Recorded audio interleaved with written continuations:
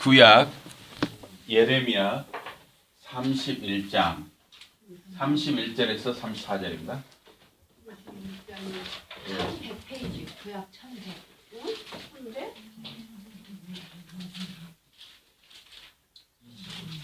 예레미야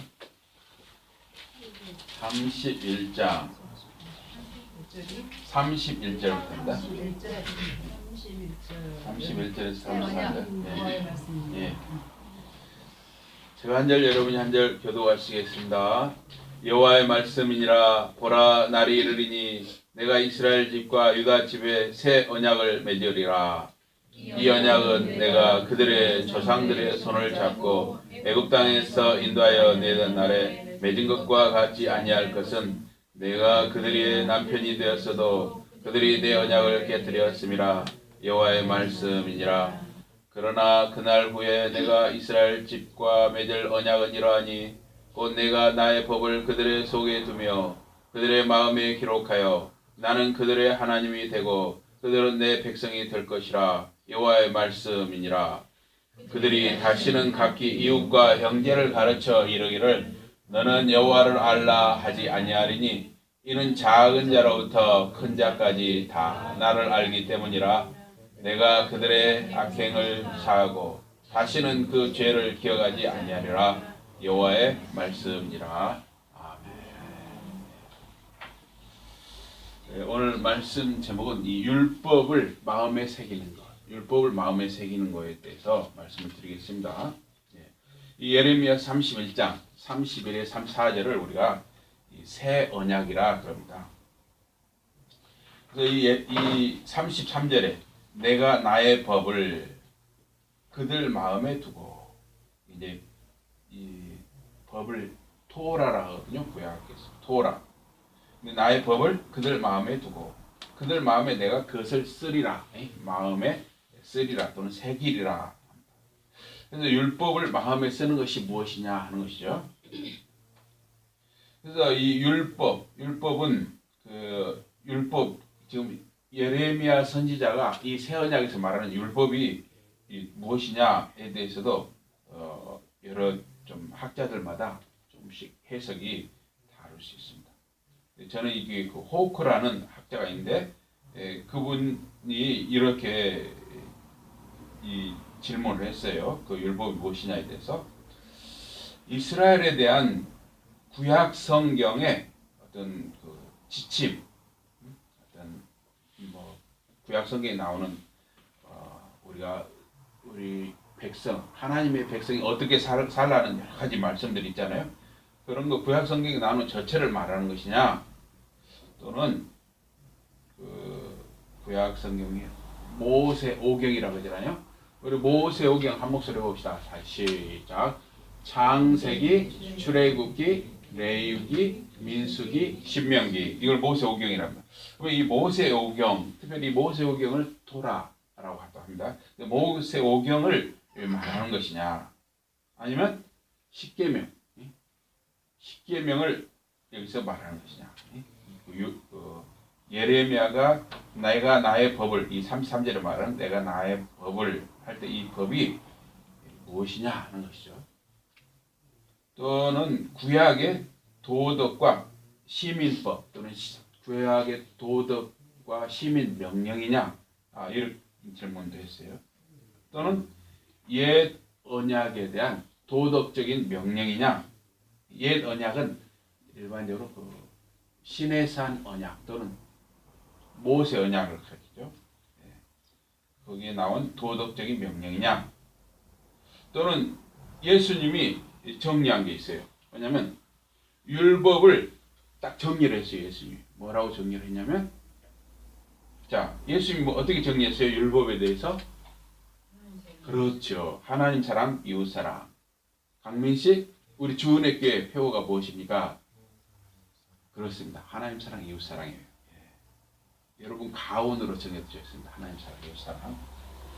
그래서 예수님이 정리하신 것처럼 율법은 하나님 사랑, 이웃 사랑이라고 하셨는데, 이런 하나님 사랑, 이웃 사랑이라는 기본적이고도 근본적인 명령, 이것이 바로 예레미야 선지자가 말한 그 법이냐. 또는 어떤 정해진 법적인 내용이 없는 그냥 하나님의 뜻에 대한 그냥 비슷한 말이냐, 용어이냐, 이렇게 호크라는 분이 질문을 했습니다. 그래서 이런 식으로 여러 가지 질문들이 있어요. 율법에 대해서. 그런데 이 새 언약, 토라, 이 예레미야 선지자가 여기서 말하는 이 법은, 율법은 요한 칼빈이라는 분이 정리한 것을 새 언약 학자들은 대개 언약 신학자들은 일반적으로 이게 받아들입니다. 저도 이거를 참 괜찮다 또는 합리적이 아닌가 그렇게 생각합니다. 뭐라고 정리를 했냐면 내가 그들의 마음에 둔 이 말씀들로 그러니까 하나님이 우리가 말한 것을 확인한다. 그가 앞서 언급한 그 새롭다 하는 것은 새로움은 실체에 관한 것이 아니고 새 언약을 주신다 했잖아요. 새롭다 하는 말은 어떤 실체, 그 내용에 대한 것이 아니고 오직 그 형식에 대한 것이다. 형식. 왜냐하면 하나님은 여기서 내가 너희에게 다른 법을 주리라고 말하지 않는다. 내가 전혀 새로운 다른 것을 주리라고 말하는 것이 아니다. 그러나 내가 나의 법을 쓰리라. 즉, 그 조상들에게 공식적으로 건네진 동일한 법이다. 그러니까 시내산에서 모세를 통해서 하나님이 이스라엘 백성에게 내려주신 그것과 같은 법을 말한다 하는 것이죠. 그런데 그 교리의 어떤 다른 것을 말하는 것이 아니라 시내산 모세 언약에 말한 율법하고 같은 것인데 다만 그 법을 하나님의 백성에게 전달하는 방법, 어떤 형식을 달리한다는 것이죠. 모세의 율법은 상징적으로 십계명을 어디다 써서 주셨습니까? 하나님이 두 개의 돌판에다 써서 우리 눈에 보여주셨습니다. 그런데 이제는 이 법을 돌판에 써주는 것이 아니라 여러분과 저의 마음속에 새겨주시겠다는 거예요. 마음속에. 장희 집사님, 어떻게 해야 이 마음에다가 법을 새길 수가 있을까요? 어떻게 해요? 자, 어떻게 해야? 윤기 씨. 예. 말씀. 엄마다 이거야. 매일 읽고 묵상해야지. 예. 고맙습니다. 듣고. 예. 날마다 말씀을 읽고 묵상하고 듣는다. 맞는 말씀이에요. 그런데 제가 볼 때는 아주 좋은 대답을 잘 말씀하셨어요. 그런데 우리가 지금 이 교회에 안 나오는 분들, 지금 전혀 하나님을 모르는 분들, 그분들한테 가가지고 우리가 하나님의 말씀을 날마다 읽고 묵상하고 들으십시오 하면 그분들이 뭐라고 할까요? 이게 무슨 말이요? 그러겠죠? 그러니까 예, 그래요. 욕만 하겠죠? 예. 잘못하면 그 전혀 하나님을 모르고 한 번도 교회에 나오지 않는 분이 전혀 하나님을 모르는 분에게 가서 날마다 하나님의 말씀을 읽고 묵상하고 기도하십시오. 말씀을 들으십시오 하면 아주 쳐다볼 거예요. 이상한 듯이. 예, 그렇습니다. 결국은 뭐냐면 여러분 속에 성령님이 여러분 속에 계시는 거예요. 성령님이 계시기 때문에 결국은 이 여러분 마음속에 이 율법을 쓴다 할 때 그 마음은 성령님이 여러분 마음을 이미 이렇게 항상 이끌고 계세요. 그렇죠? 성령님이 여러분 마음을 감동하셔요. 그래서 주일에는 이렇게 예배를 드리는 거구나. 이 주일을 지켜야 하는구나. 이런 마음도 성령님이 주시는 것입니다. 그래서 율법의 실체, 내용 그 자체는 여러분과 저 이렇게 새 언약 참여자의 마음속에 살아있다 하는 것이 살아있다. 그래서 율법을 그들 가운데 둔다 하는 것은 율법을 그들 앞에 배열하는 것과 다르다 그랬어요. 배열하는 것과 다르다. 그러니까 뭐냐면 이 모세 율법, 모세 언약을 주실 때는 상징적으로 이 십계명을 돌판에 써가지고 사람들 앞에 이렇게 보여주었습니다. 그렇게 하는 것과 다르다는 거예요. 율법을 사람들 앞에 배열하는 것과 다르다는 것입니다. 그래서 율법을 이제 여러분과 제 속에 두겠다는 거예요. 제 속에.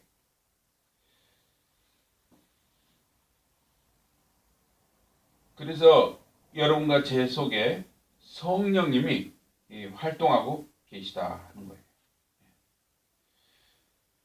우리의 마음 속에 들어온 이 능력, 이 능력은 율법 그 자체의 어떤 우리 마음 속에 들어오는 그런 능력이 아니라 복음에서 율법에 이렇게 전달된 그런 어떤 은혜 또는 유익이다. 이런 말을 또 요한 칼빈이라는 분이 하셨습니다. 그러니까 구약 시대에 아직 예수님이 오시지 않았지만 구약 시대 백성도 이 신약 시대에 오신 예수님이 십자가에 우리 죄를 대속하여 이렇게 십자가에 못 박혀 죽으셨잖아요. 그 복음, 십자가의 복음을 구약 백성도 바라본다. 그러면 어떻게 이 구약 백성이 그렇게 앞으로 이루어질 십자가에서 이루어질 예수님의 이 복음, 십자가 복음을 바라볼 수 있느냐 하는 것이죠. 그건 이제 하나님의 은혜로 택한 백성에게 그렇게 한다는 것이죠. 그러니까 이 구약에서 모세 시대 광야에서 이 이스라엘 백성이 죄를 졌을 때 하나님께서는 모세를 통해서 그 죄를 용서받기 위해서 무엇을 달아라 했어요? 구리뱀, 이 구리뱀 노뱀을 이 장대에다 달아가지고 그걸 쳐다보라고 했습니다. 이거는 뭘 상징하냐면 앞으로 오실 예수님이 우리 죄를 대속하여 또 구약 백성의 죄를 대속하여 십자가에 못 박혀 죽으실 것을 미리 그 구리뱀을 통해서 상징적으로 보여주신 것입니다. 그래서 이 예수 그리스도의 완성된 사역, 십자가에서 완성된 그 구속의 그 일을 고대하면서 이 구약 시대 이스라엘 백성은 살았다 하는 것입니다. 그러니까 구약 시대 백성들보다 우리 신약 시대 백성이 훨씬 더 은혜가 많은 것이에요. 이제는 우리에게는 이렇게 예수님이 우리 죄를 위해서 십자가에서 죽으셨다는 것을 이런 것처럼 밝히 알도록 구약 39권 성경과 신약 27권 성경을 다 우리에게 주셨어요. 이 속에는 예수님이 우리에게 오셔서 십자가에서 우리 죄를 위해서 죽으시고 또 부활하시고 승천 하늘에 오르시고 또 다시 오실 예수 죄름에 대한 모든 말씀이 이 성경 66권에 다 있는 거예요. 그러니까 사실 우리 신약 백성이 훨씬 더 구약 백성보다 밝게 하나님의 모든 말씀, 하나님의 계시를 다 받은 것입니다. 그러니까 여러분과 제가 더 훨씬 영적으로 보면 행복한 시대에 살고 있어요. 성령님이 여러분 마음속에 항상 함께 계시는 그런 시대에 우리가 살고 있다는 것이 굉장한 복입니다. 그래서 요한복음 1장 17절에 이렇게 말씀했어요. 율법은 모세로 말미암아 주어진 것이고 은혜와 진리는 예수 그리스도를 통해서 왔다 그랬습니다. 그래서 이 옛 언약의 복, 다시 말하는 이 모세오경, 모세를 통해서 하나님이 주신 이 율법은 그 자체로 이 구약의 모든 법, 특별히 모세오경, 이런 토라, 이 율법은 그 자체로 하나님이 우리에게 주신 복입니다. 우리가 생각할 때, 이제 예수님이 오셨으니까 구약 성경은 우리에게 필요하지 않다. 이건 아주 오해인 것입니다. 예수님이 오셨기 때문에 구약 성경이 더 우리에게 소중해요. 신약 성경만큼 구약 성경이 우리에게 더 소중한 것입니다. 왜냐? 구약 성경을 들여다보면 예수님이 누구신지를 더 확실히 알 수 있고 하나님이 우리에게 주시는 은혜가 무엇인지를 더 확실히 알 수 있기 때문에 우리는 구약 성경도 신약 성경도 똑같이 하나님의 은혜요 복인 것입니다. 그래서 예레미야서 3장 16절에 보면 옛 언약의 상징인 언약궤가 미래에는 앞으로는 잊혀진다 하는 말씀이 있어요. 또 예레미야서 23장 7절에서 8절에 보면 애굽에서의 구원이 더 이상 언급할 가치도 없을 것이다. 이런 말씀이 있습니다. 내가 여호와인 줄 아는 마음을 그들에게 주어서 그들이 전심으로 내게 돌아오게 하리니 그들은 내 백성이 되겠고 나는 그들의 하나님이 되리라. 율법은 하나님이 누구신지 하나님의 성품을 표현하는 것이에요.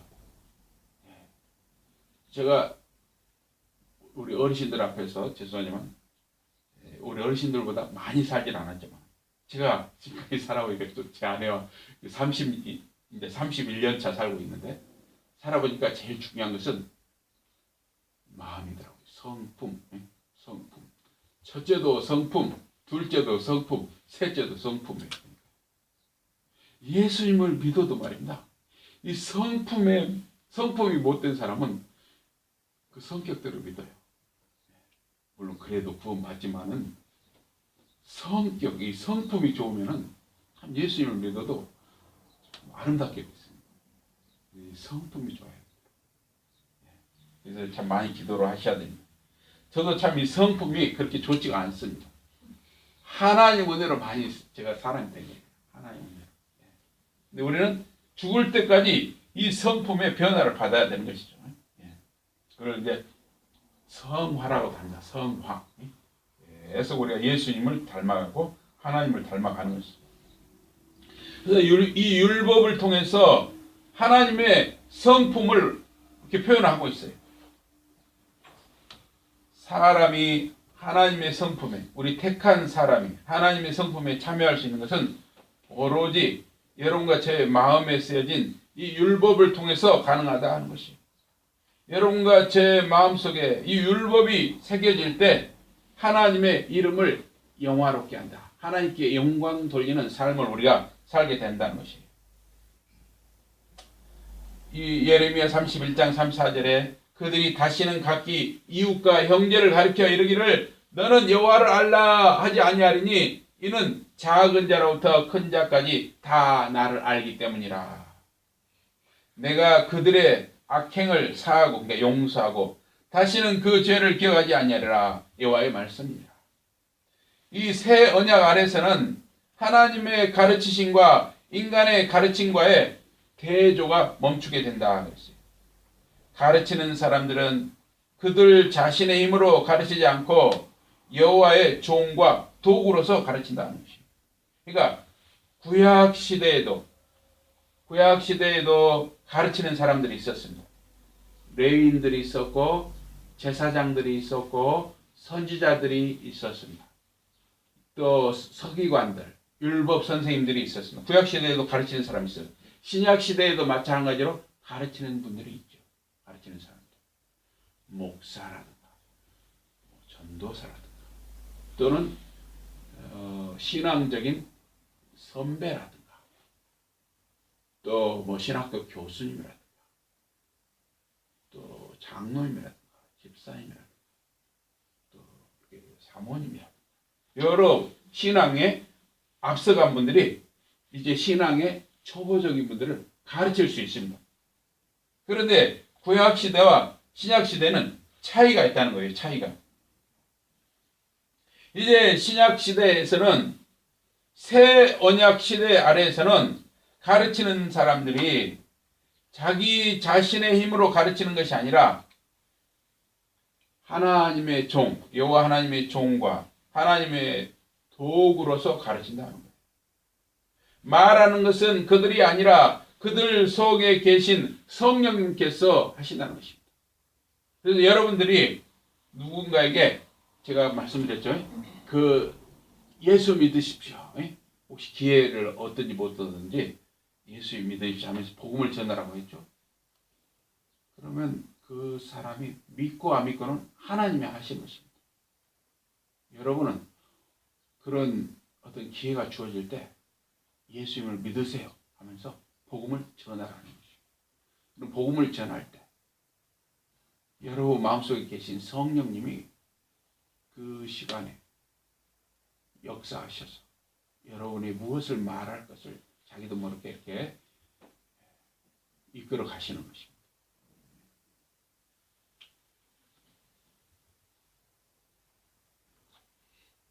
가르침을 받는 사람들도 마찬가지예요. 가르침을 받는 사람들이 사람의 말이 아니라 하나님의 말씀으로 듣는 것입니다. 이 시간 예배할 때도 마찬가지입니다. 여러분이 성령님이 마음속에 계시기 때문에 지금 여기서 제가 말씀을 전하지만 사람의 말이 아니라 하나님의 말씀으로 듣는 것입니다. 성령님이 역사하시는 거예요. 전하는 사람도 정말 하나님의 말씀으로 믿고 하나님의 말씀으로 믿고 준비해서 성령님의 인도함을 받아서 전하는 것이고 듣는 여러분도 성령님의 인도함을 받아서 하나님의 말씀으로 받고 듣는 것입니다. 고린도후서 3장 3절에 너희는 우리로 말미암아 나타난 그리스도의 편지니 이는 먹으로 쓴 것이 아니요 오직 살아계신 하나님의 영으로 쓴 것이며 또 돌판에 쓴 것이 아니요 오직 육의 마음판에 쓴 것이라. 이렇게 말씀했습니다. 바울처럼 복음을 전하고 가르치는 사람은 성령의 기름이 하나님의 교회에 흐르게 하는 관이다 하는 것이에요. 유일성도님 집에 이렇게 수도 들어오죠. 수도. 예. 틀면 물이 나오죠. 예. 이 수도관이 있어야 물이 나와요. 그런데 사도 바울처럼 이렇게 말씀을 전하고 가르치는 사람은 성령의 기름을 하나님의 교회 우리 성도님들에게 흘러서 공부하게 하는 관과 같은 역할을 한다. 관, 수도관 같은 역할을 한다는 거예요. 요한일서 2장 20절에 너희는 거룩하신 자에게서 기름 부음을 받고 모든 것을 안다 그랬습니다. 또 요한일서 2장 27절에 너희는 주께 받은 바 기름 부음이 너희 안에 거하나니 아무도 너희를 가르칠 필요가 없고 오직 그의 기름 부음이 모든 것을 너희에게 가르치며 또 참되고 거짓이 없으니 너희를 가르치신 그대로 주 안에 거하라 그랬습니다. 성령님이 역사하신 거예요. 성령님. 그래서 예레미야 이 본문에서 말하는 이 가르침이라는 것은 하나님의 가르침과 대조를 이루는 이 사람의 가르침을 뜻합니다. 여기 보면 그랬죠. 오늘 본문 말씀에 뭐라 그러냐면 34절에 그들이 다시는 각 이웃과 형제를 가르쳐 이르기를 너는 여호와를 알라 하지 아니하리라 그랬어요. 다 이제 하나님을 알기 때문에. 예.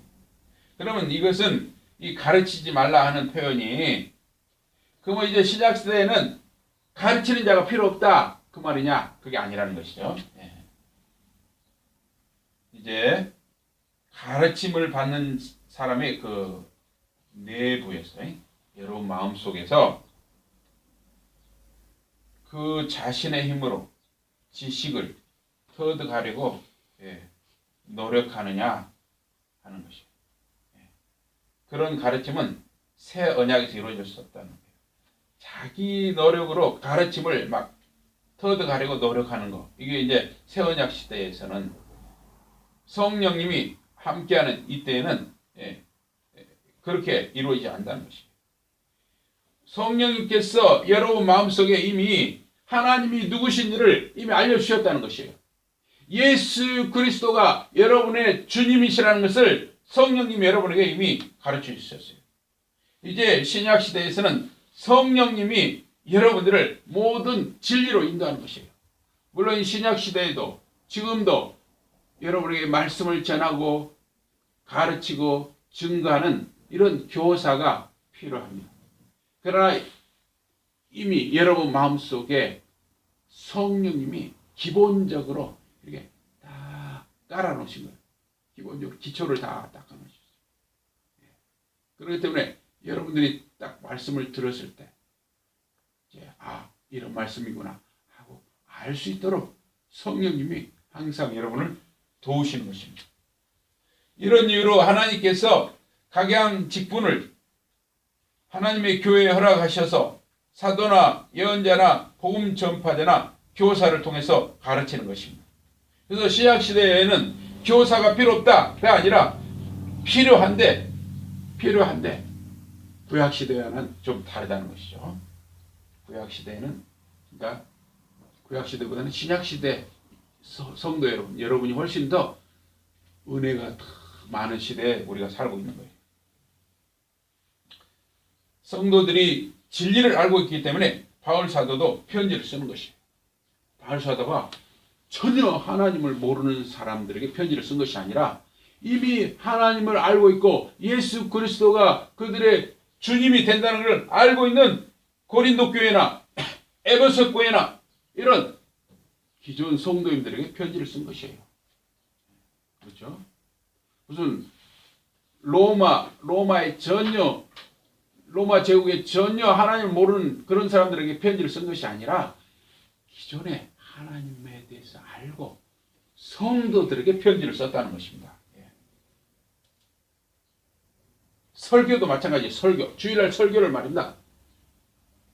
전혀 하나님을 모르는 사람들에게 물론 그런 기회가 주어지면 해야 됩니다. 그렇죠? 그런 기회가 주어지면 하는데 전혀 지금 하나님을 모르는 사람들, 하나님을 전혀 알지 못하는 사람들에게 이 말씀을 전다는 것은 그 기회가 드물 뿐만 아니라 참 어려운 일이에요. 여러분 눈먼 사람에게 이 화분에 이 이파리에 이 색깔을 우리 선임사님 어떻게 설명해 주실 거예요? 날 때부터 눈먼 사람, 날 때부터 눈이 안 보이고 지금까지 살아온 사람에게 이 화분의 이 색깔, 이 화분의 이 나무의 색깔을 어떻게 나무의 모양을 어떻게 가르쳐 줄 수 있을까요? 물론 가르쳐 줄 수도 있겠지만 어마어마하게 힘들겠죠. 혹시 그래서 헬렌 켈러라든가 또 혹시 여러분 기회가 되면 블랙이라는 영화가 있어요. 유튜브로 해가지고 블랙이라고 쳐봐요. 그럼 영화가 나옵니다. 참 제가 그 2번인가 3번 봤는데 많이 울었습니다. 기회가 되면 블랙 쳐가지고 영화를 봐보세요. 헬렌 켈러와 비슷한 보면 샤하리라는 샤하인가요? 샤하인가 하는 그 선생님을 만나가지고 그래가지고 정말 변화가 되는 제가 너무 그걸로 많이 울었습니다. 정말 목회자가 이 사하이처럼 해야겠구나. 많이 울었습니다. 그래서 눈먼 사람에게 색깔을 가리킨다는 것은 일반적으로 의미가 없죠. 아주 특별한 교명만 의미가 있어요. 하나님을 알고 하나님의 지식이 있는 사람들에게 목사와 교사를 통해서 그 지식을 개발하고 효과적으로 지속시켜서 원만한 인격에 이르도록 돕는 것이에요. 그런 의미에서 목사와 교사 이런 가르치는 자들이 필요하죠. 이런 목적을 위해서 하나님께서 은사를 주신 사람들을 통해서 지금도 일하시는 것입니다. 그래서 성령의 선물은 죄 사함을 필요로 하는 것입니다. 죄 용서.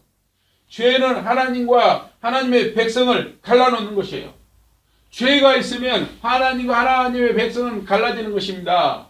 죄가 있으면 성도와 성도 간에 갈라지는 것입니다. 죄가 있으면 남편과 아내가 갈라지는 것입니다. 그래서 죄를 제거해야 돼요.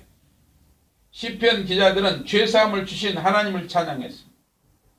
그래서 시편 32편 5절에 보니까 내가 이르기를 내 허물을 여호와께 자복하리라 고백하리라 하고 주께 내 죄를 아뢰고 내 죄악을 숨기지 아니하였더니 곧 주께서 내 죄악을 사하셨나이다. 셀라.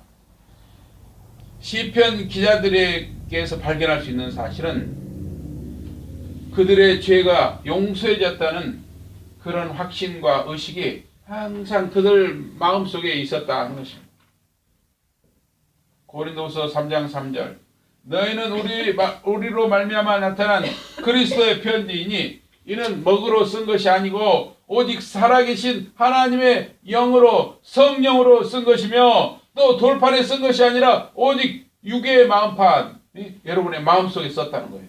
성령님이 하시는 겁니다. 성령님이 마음에 하나님의 말씀을 새길 수 있는 것은 성령님만이 하는 거예요. 여러분 어떻게 붓으로 여러분 마음에 새길 수 있습니까? 안 되는 것이에요. 여러분 컴퓨터 다자기로 여러분 마음속에 하나님의 말씀을 새길 수 없습니다. 오직 성령님만이 여러분 마음속에 말씀을 새길 수 있어요. 하나님의 법을 새길 수 있습니다. 고린도 교인들은 그리스도의 편지라고 그랬어요. 이 편지는 살아계신 하나님의 영 성령으로 새긴 것입니다. 돌판에 쓰지 않고 마음에 새기는 것입니다. 그저께 말입니다. 경북 의성의 장례식에 다녀왔어요. 여기 가족묘원이 있더라고요. 그런데 그냥 그 돌아가신 우리 선배 목사님 췌장암으로 돌아가셨어요. 췌장암. 68세에 돌아가셨네요. 예, 그런데 그 보니까 화장을 해가지고 말입니다. 그 가족묘 봉분 아예 시신체 봉분해서 시신체 모신 경우도 있고 그 선배 목사님 이렇게 화장해가지고 그 뭐야 이렇게 항아리에 담아가지고 그것만 이렇게 땅에다가 살짝 파서 그 위에다가 이렇게 김종 해가지고 그 하나님 말씀을 하나 써놨더만요. 이렇게 해서 그 돌판을 새겼더라고. 돌에다 새겨서 묘지를 썼더라고요. 그런데 제가 참 그 우리 김종 목사님이나 사모님이 돌아가시기 전에 참 기도를 많이 했다는 생각을 했어요. 딱 수요일 날 오후 한 2시 10분경인가 돌아가셨어요. 예, 하여튼 1시인가 2시에 돌아가셨는데 수, 목, 금 딱 좋게 돌아가셨어요. 그러니까 금요일 날 딱 제가 한 집에 오니까 한 12시쯤 됐어요. 그런데